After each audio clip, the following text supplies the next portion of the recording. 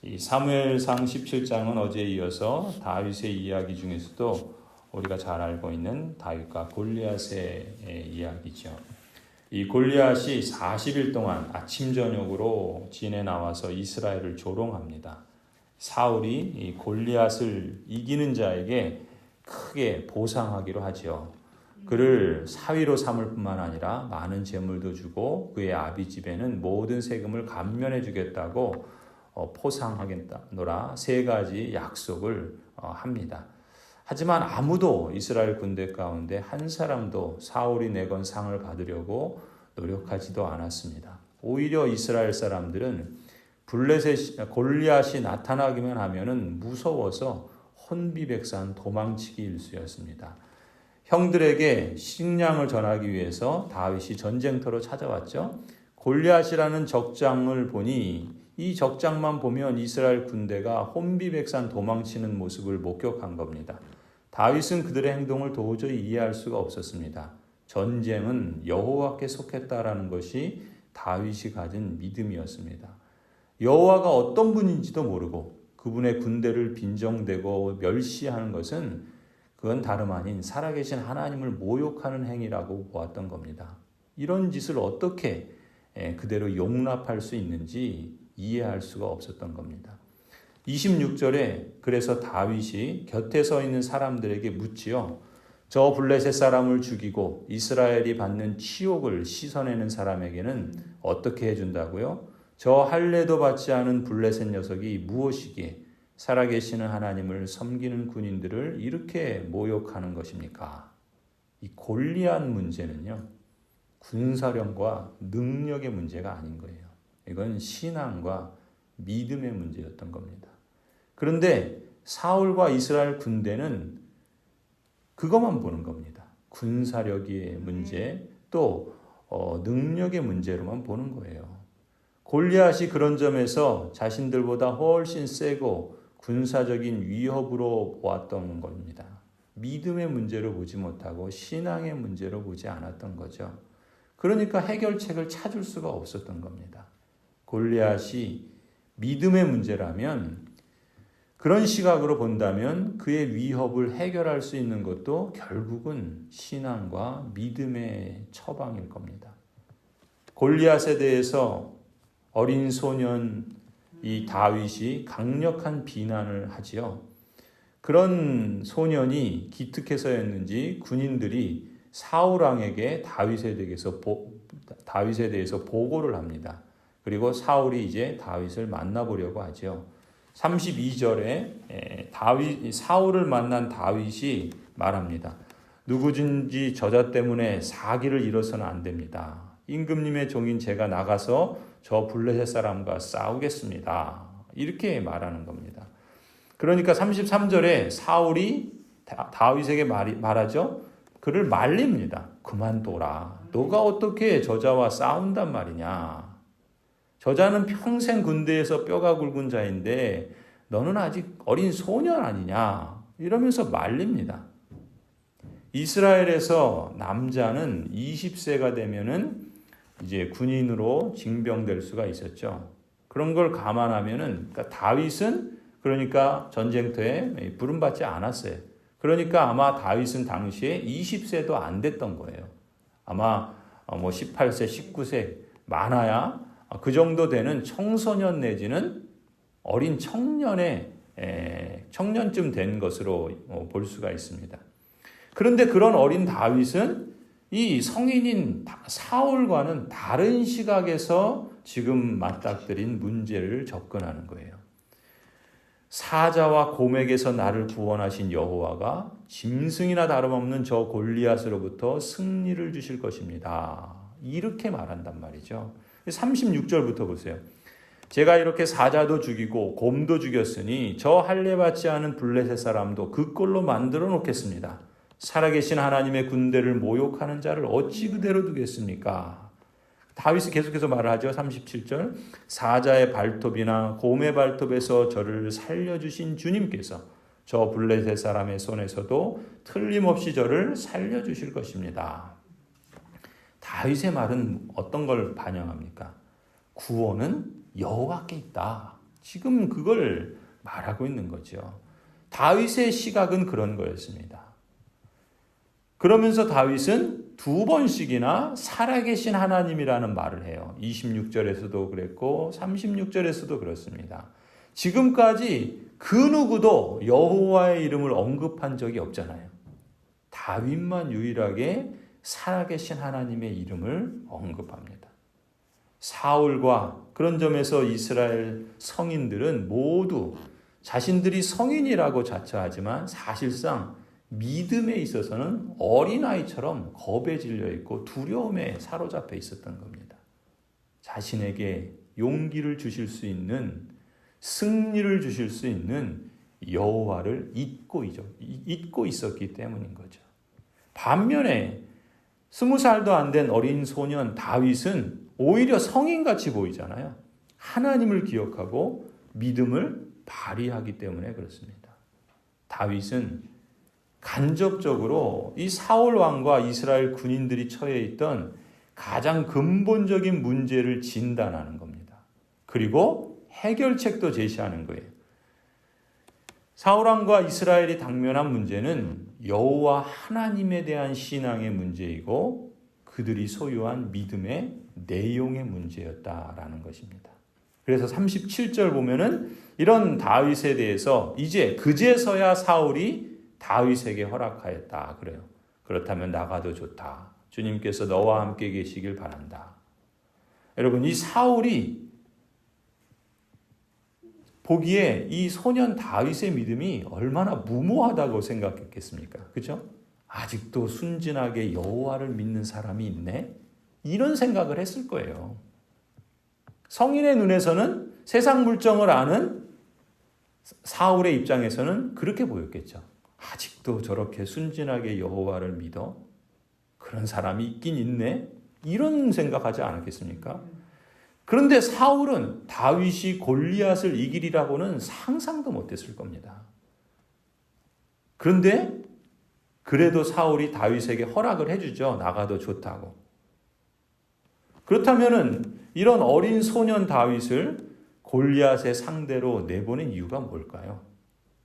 아마 사울이 믿음이 있어서가 아니라 다윗이 나가서 그런 어마어마한 승리를 하나님께서 주실 것이라고 그것을 소망했기 때문이 아니라 아마도 저 어린 소년이 나가면 10중 8구 죽을 텐데 오히려 그 소년의 죽음을 이용해야 되겠다. 이스라엘 군의 사기가 올라가도록 그런 걸로 삼아야 되겠다. 뭐 그런 걸 바랬는지도 몰라요. 사실 사울에게는 대안이 없었습니다. 별다른 대안이 없었으니까 그제서야 그냥 허락을 한 것뿐이죠. 38절을 보면은 사울은 이제 다윗에게 허락을 해주고 자신의 군 장비, 그러니까 자신이 입었던 그 갑옷과 무기들을 가지고 다윗을 무장시켜 줍니다. 머리에는 노투구를 씌워주고 몸에는 자신이 입었던 갑옷을 어린 소년 다윗에게 입혀줍니다. 여러분 한번 상상해 보세요. 지금 사울은 다른 사람들보다 어깨 높이 이상으로 큰 사람이었습니다. 그런데 지금 20세도 안 된 청년 이 다윗에게, 소년 다윗에게 자신의 노투구와 자신의 갑옷을 입혀주는 거예요. 이것은 일종의 상징적인 행위입니다.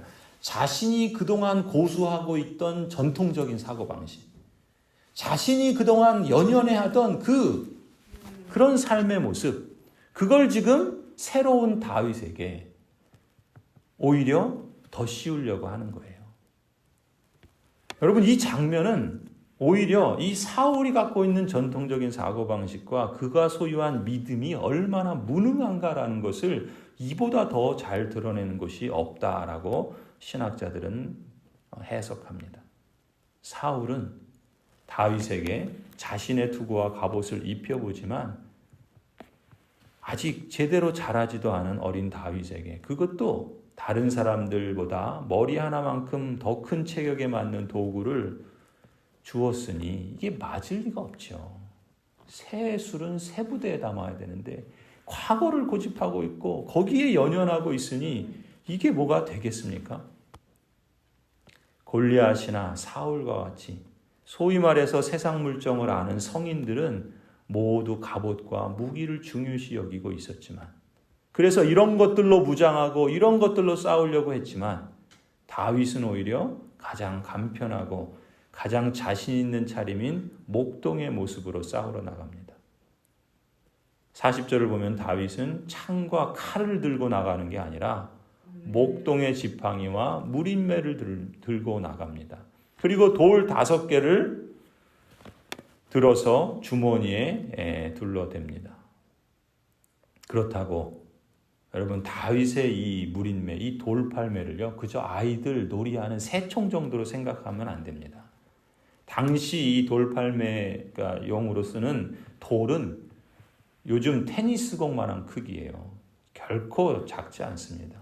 그것은 우리가 뒤에서도 보지만 사람을 충분히 죽일 수 있는 그런 크기입니다. 실제로 이 돌팔매는 주전 2000년대 초부터 이집트를 비롯해서 고대 근동의 지역에서는 전쟁 무기로 사용했던 것입니다.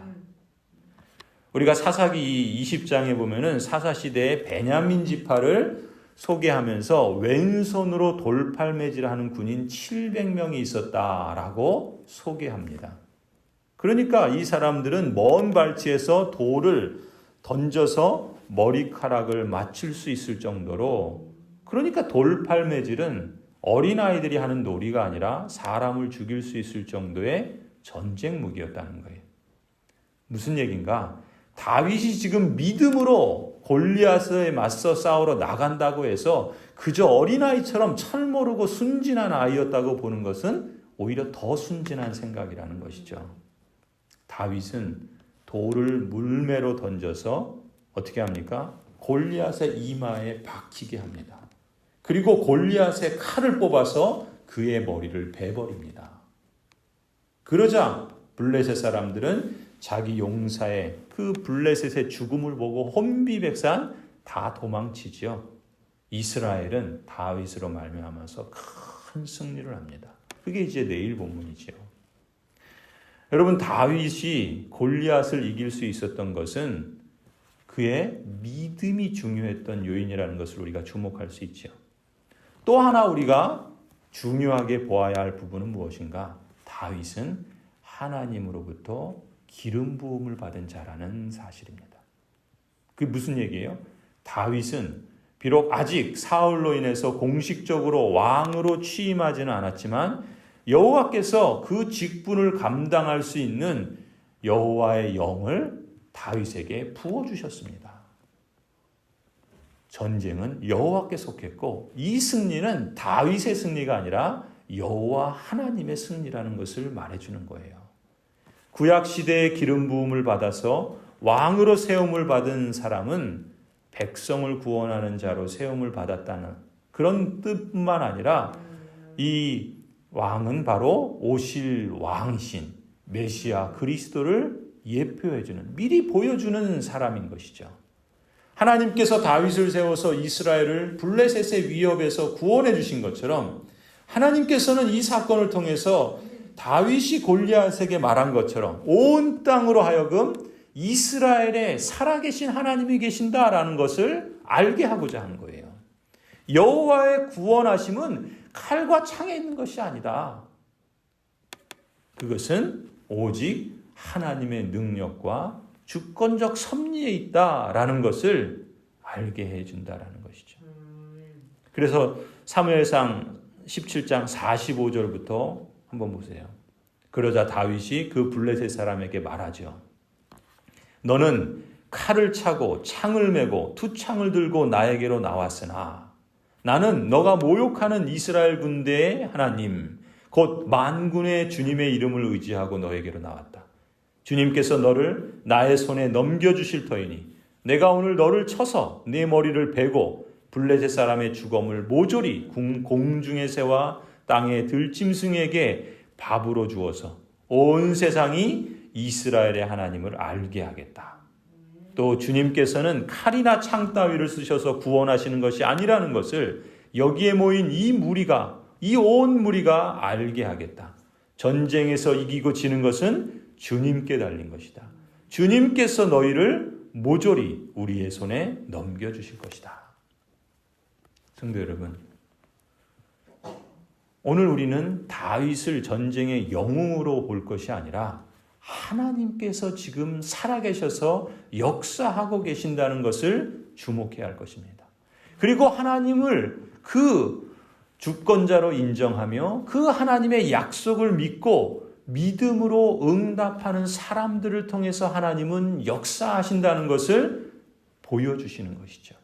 그래서 온 세상이 이스라엘의 하나님 여호와를 알게 하는 것, 또 주님께서는 칼이나 창으로 세상의 능력으로 구원하시는 것이 아니라 하나님의 주권과 하나님의 능력으로 구원하신다는 것. 그래서 전쟁에서 이기고 지는 것은 주님께 달려있다는 것.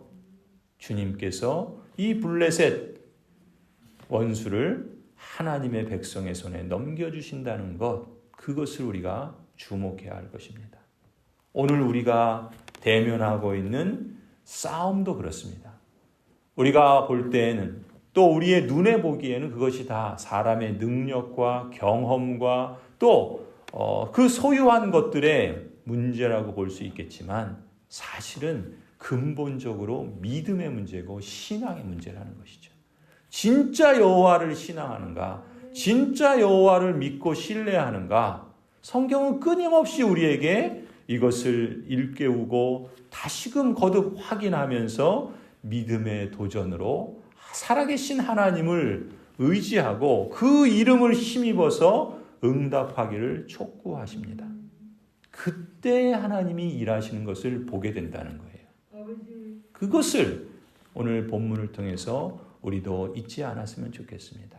살아계신 하나님께서 역사하고 계신다는 것, 그것이 오늘 저와 여러분에게 또 우리 모든 가정들에게 또 우리 교회에게도 하나님이 주시는 살아있는 메시지로 받고 또 그러한 하나님의 놀라운 역사를 실감함으로 하나님을 영화롭게 하고 하나님의 이름을 우리 마을과 또 세상을 향하여 증거하는 성장하는 교회로 또 자라갈 수 있기를 간절히 축원합니다.